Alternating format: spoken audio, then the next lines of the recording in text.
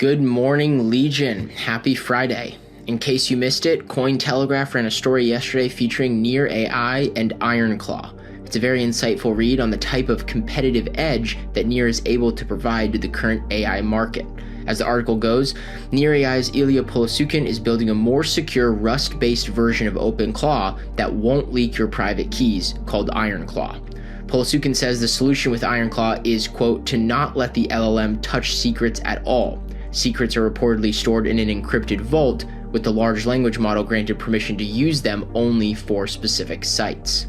Lots of work being done, probably even over this weekend at Near AI on IronClaw. Stick around the Near Legion for alpha drops on this one. Things are heating up on Near.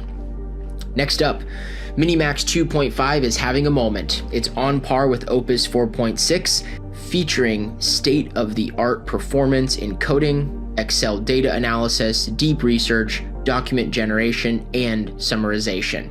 It's also optimized thinking efficiency for 100 TPS to achieve 3 times faster than Opus, and is on average 20 times cheaper than Opus.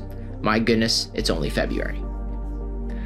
2 final stories from the corporate bigwigs. Anthropic has raised $30 billion USD at a $380 billion post-money valuation, while the CEO of Microsoft AI, Mustafa Suleyman, spoke to the Financial Times about why most of the tasks accountants, lawyers, and other professionals currently undertake will be fully automated by AI within the next 12 to 18 months.